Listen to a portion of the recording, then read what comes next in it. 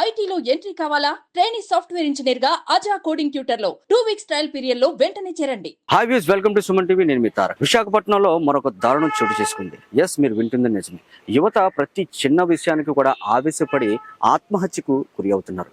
ప్రతి ఒక్కరు కూడా ఆత్మహత్య సొల్యూషన్ అని చెప్పేసి ప్రతి ఒక్కరు కూడా ఆత్మహత్య చేసుకుంటున్నారు. విశాఖకు చెందిన మనోజ్ ప్రీతం గత ఆదివారం స్నేహితులతో ఘర్షణ పడి ఇంట్లో నుంచి బయటకు వెళ్ళిపోయి ఆత్మహత్య అయితే చేసుకున్నాడు. అది ఎంతవరకు నిజం, అసలు దీని వెనకాతల ఏముంది? వాళ్ళ బంధువులు, వాళ్ళ అన్నదమ్ములు, వాళ్ళ స్నేహితులు అయితే ఇక్కడ ఉన్నారు. వాళ్ళు మాటల ద్వారా మనం తెలుసుకుందాం అసలు ఆ రోజు రాత్రి ఏం జరిగింది.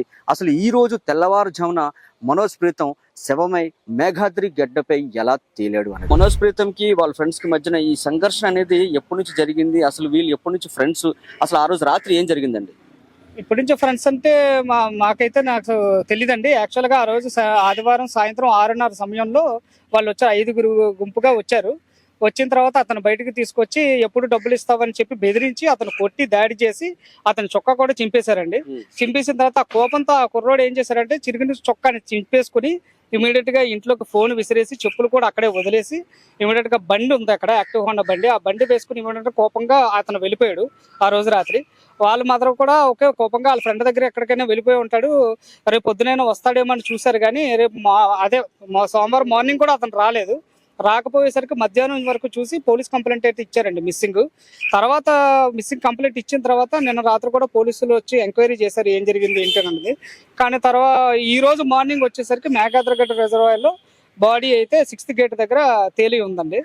ఇమీడియట్ గా అక్కడి నుంచి మాకు కబురు రాగానే వెళ్ళాము. బాడీ తీసుకొచ్చి ఇమీడియట్ గా పోలీసు వాంఛనాల ప్రకారం తీసుకొచ్చి ఇక్కడ మార్చురీలో అడ్మిట్ చేసాం సార్. సార్ చెప్పండి, మనోజ్ ప్రీతం కి వాళ్ళ ఫ్రెండ్స్ కి ఎప్పటి నుంచి ఫ్రెండ్షిప్ ఏర్పడింది? అసలు మనోజ్ ప్రీతం ఎక్కడ ఉంటున్నాడు, ఆయన ఏం చేస్తున్నారు, ఉద్యోగం ఏం చేస్తున్నారు ఆయన? లేదండి, మనోజ్ ప్రీతము మొన్న ఇదివరకు లాస్ట్ ఇయర్ ఐటీ కంప్లీట్ చేశాడండి నా తమ్ముడు. కాకపోతే ఏంటంటే ఈ మధ్యకాలంలో జాబ్ ప్రయత్నాలు చేస్తున్నాడు. హైదరాబాద్ వచ్చి ఇంటర్వ్యూలు కూడా అటెండ్ చేశాడు. కాకపోతే తిరిగి మళ్ళీ అది జరుగుతూనే ఉంది, ప్రయత్నాలు జరుగుతూ ఉన్నాయి. కానీ ఇక్కడ లోకల్గా చాలా అనేక మంది ఫ్రెండ్స్ ఉన్నారు. అందులో ఒక 5గురు మరి ఎట్లాగా తీసుకున్నాడో తెలియదు, డబ్బులు తీసుకున్నామని చెప్పి వాళ్ళు ఫోన్ ఎత్తకపోయేసరికి వాళ్ళు వచ్చి బెదిరించేసరికి ఏంటంటే, ఇంకోటి ఏంటంటే వాళ్ళ మమ్మీ వాళ్ళ ఫాదర్ కూడా లేడండి, చనిపోయాడు చిన్నప్పుడే. వాళ్ళిద్దరే, వాళ్ళ మదరు అండ్ కొడుకు. తల్లికి దిక్కెవరున్నారండి? కొడుకు తప్ప. కొడుకు లేదే అసలు తల్లికి జీవితం లేదు ఇక్కడ. ఆవిడ ఒక జీవోత్సవంలా బతకాలి ఇంకా. ఆవిడకి ఏదైనా న్యాయం జరగాలంటే ఆయన తరపు నుంచే జరగాలి సార్. కాకపోతే వాళ్ళు అలా చేయడం వల్ల ఏదో డబ్బులు ఉన్నా సరే కాకపోతే ఇవ్వకుండా దాడి చేసి వాడిని షర్టు లాగేసి వాడి యొక్క మనస్తాపానికి గురి చేసి వాడిని ఈ విధంగా తీసుకొచ్చి వాడు తీసుకున్న క్షణిక ఆవేశంలో ఈ విధంగా ఒక మేఘనాద్రిగడ్డ రిజర్వాయర్లోకి వెళ్ళి సూసైడ్ చేసుకున్నాడు సార్. ఇప్పుడు మనోజ్ కి వీళ్ళందరూ డబ్బులు ఇచ్చారని చెప్తున్నారు కదా, వాళ్ళు మనోజ్ కి డబ్బులు ఇచ్చేటప్పుడు ఎవరికి చెప్పలేదండి. ఇంకొకటి కూడా చెప్తున్నానండి, తనకి ఏముందని, ఉద్యోగం ఉందని ఇవ్వడానికండి ఇష్టం వచ్చినట్టు వీళ్ళు అవసరాల కోసం 50,000 అంటే తక్కువ అండి. ఎలాగ ఇచ్చారో తెలియదు. ఇచ్చేసి ఇప్పుడు వచ్చి వాటిని పీక పట్టుకొని అడిగితే ఎవరండి రెస్పాన్సిబిలిటీ? వాళ్ళకి ఏం చూసి ఇచ్చారండి? వాళ్ళ మదర్ ఏమన్నా ఉద్యోగస్తురాలా అండి? వాళ్ళ మదర్ ఒక విడో అండి, ఖాళీ పెన్షన్ మీద బతికే ఇదండి. వాళ్ళ యొక్క బావగారు వాళ్ళ అక్క దగ్గర తలదాచుకుంటుందండి వైజాగ్ వచ్చి. అలాంటి బతుకు జీవనం సాగిస్తున్నప్పుడు ఆవిడ యొక్క స్థితిని కోల్పోయేటట్టు చేసింది వీళ్ళే కదండి. ఇప్పుడు మనోజ్ కి వీళ్ళు డబ్బులు అడుగుతున్నప్పుడు మనోజ్ ఇవ్వలేని పరిస్థితిలో ఉండేటప్పుడు కనీసం పేరెంట్స్ కూడా వాళ్ళు ఎవరు కాల్ చేయలేదా? వాళ్ళండి కాల్ చేయలేదండి. వచ్చినప్పుడు వాళ్ళ మదర్ కూడా వచ్చి అమ్మ ఏంటి మాట్లాడదాం అంటే వినకుండా వాడిని పట్టుకొని ఫిల్ట్ పట్టుకొని గొడవ ఆడి వెళ్ళడం వల్ల అక్కడ కుటుంబీకులు చూడడం వల్ల అతను మనస్తాపానికి గురయ్యి బయటికి వెళ్ళి ఈ అగత్యానికి గురి చేసుకున్నాడండి. ఇదంతా కూడా అందరూ చూస్తుండగానే జరిగిందండి.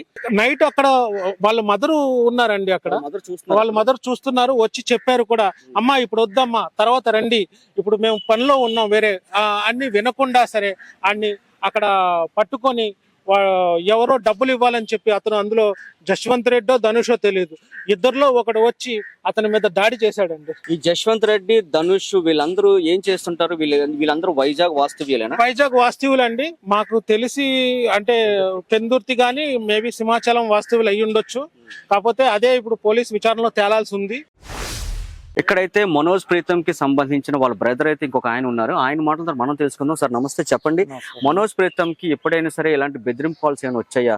అంటే డబ్బులు మేము ఇచ్చాము, తను ఇవ్వలేకపోతున్నాడు, తను మేము అది చేస్తాం ఇది చేస్తాం అని చెప్పి బెదిరింపు కాల్స్ వచ్చాయా? అసలు ఏంటి చెప్తారు ఒకసారి? లేదండి, అలాంటి విషయం ఎప్పుడు మా వరకు అయితే రాలేదండి. తమ్ముడు ఎప్పుడు చాలా తన పని తను చేసుకుంటాడు, తర్వాత బయటకు వెళ్ళినా సరే టైంకి వచ్చేస్తాడు. ఇలాంటి విషయాల్లో మాత్రం ఏదైనా విషయం ఉంటే మాకు చెప్తారు, పెద్దలు చెప్తారు, లేదా అన్నకి చెప్తాడు, అమ్మకి చెప్తాడు. కానీ ఇటువంటి బెదిరింపులు అయితే మాకు ఎప్పుడు రాలేదండి. తర్వాత ఏంటంటే ఏమైనా కుర్రోళ్ళతోనే బయటకు వెళ్ళినప్పుడు ఏదైనా ఇన్ఫర్మేషన్ మాకు కంపల్సరీ వస్తుంటుంది. కానీ మన లాస్ట్ టైము మన ఇంటికి వచ్చి ఇలా గొడవ చేశారని తెలిసింది. మా పిన్ని గారు కూడా ఉన్నారు. వాళ్ళు దాడి చేశారు, తమ్ముడి మీద దాడి చేశారు. దాడి చేసిన తర్వాత వాళ్ళు ఏదైనా సరే పెద్దవాళ్ళు ఉన్నప్పుడు వాళ్ళు పెద్దవాళ్ళని అడగాలి. ఇంటికి వచ్చి దాడి చేసి ఎవరైతే ఇప్పుడు మా తమ్ముడైతే ఉన్నారో ఆయన మనస్తాపన గురి చేశారండి. ఆ మనస్తాపన గురి అయ్యాడు కాబట్టి దీంతోనే ఆయన సూసైడ్ చేసుకున్నాడండి. సూసైడ్ చేసుకున్నాడో లేదో తెలియదు, కానీ అక్కడ జరిగింది ఏంటి ఇంకా పూర్తి వివరాలు మాకు రాలేదండి. ఇప్పుడు పోస్ట్ మార్టం అయితే గానీ మాకు తెలియదండి. ఈ గొడవ జరిగిన తర్వాత మీ బంధువులు కానీ, వాళ్ళ మదర్ కానీ, ఇంకెవరైనా సరే చుట్టుపక్కల వాళ్ళు కానీ పోలీస్ వాళ్ళకి ఏమైనా ఇన్ఫార్మ్ చేశారా, చేయలేదా? లేదండి, కంప్లైంట్ పెట్టాము మేము, మిస్సింగ్ కంప్లైంట్ పెట్టాము. ఒక రోజు అలిగి వెళ్ళిన బాబు ఏంటంటే నెక్స్ట్ రోజు వచ్చేస్తాడని మేము అనుకున్నాం. కానీ ఇలాగ శవమే వస్తాడని చెప్పేసి మేము అనుకోలేదండి. నిజం చెప్తున్నాను, ఇలా శవమే వస్తాడని మేము అనుకోలేదు నిజంగా. కానీ ఇటువంటి సమస్యలు ఎవరికైనా తల్లిదండ్రులకి, ఒక తల్లికి బిడ్డ ఎవరికైనా పాస్వేరండి.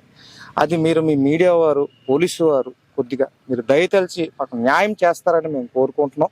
అలాగే ఇప్పుడున్న సొసైటీలో కూడా పిల్లలందరూ ఇలాగ సూసైడ్కి అటెంప్ట్ చేస్తున్నారు. అది తప్పు. అది తల్లిదండ్రులకి చెప్పండి, వివరించండి. ఏవైనా తప్పులు ఏమైనా ఉంటే వాళ్ళు సరిదిద్దుతారు. కానీ ఇలాగ సూసైడ్ చేసి తల్లిదండ్రులు బాధ పెట్టకండి. నేను ఇదే కోరుకుంటున్నాను అండి, మీ మీడియా ద్వారా కోరుకుంటున్నాను, మీ సుమన్ మీడియా ద్వారా కోరుకుంటున్నాను సార్. అలాగే పోలీస్ డిపార్ట్మెంట్కి వాళ్ళకు మాకు కూడా సహకారం అందిస్తున్నారు. వాళ్ళు కూడా పూర్తి దర్యాప్తు చేసి విచారణ చేసి మాకు న్యాయం చేస్తాననే చెప్పారు. అలాగే మీ మీడియా ద్వారా కూడా మీరు మాకు న్యాయం చేయాలని మేము వేడుకుంటున్నాం. చూసారు కదండి, మనోజ్ ప్రీతం యొక్క అన్నదమ్ములు, బంధువుల యొక్క మాటల ద్వారా మనం తెలుసుకున్నాం. సో వాడికి 19 సంవత్సరాలు ఇంకా నిండలేదండి. సో వాడికి అప్పు ఇవ్వడం ఏంటి? అసలు ఓకే అప్పు ఇచ్చారు. సో అప్పు ఇచ్చిన తర్వాత వాడి కట్టలేని పరిస్థితిలో ఉండేటప్పుడు ఎవరికి ఇన్ఫార్మ్ చేయాలి? పెద్దలుగా మాకు ఇన్ఫార్మ్ చేయాలి. ఇన్ఫార్మ్ చేయకుండా మీద పడి గొడవ చేయడం వల్ల సో తను కొట్టడం, తన షర్ట్ చింపడం, అవమానం తను భరించలేకపోయాడు.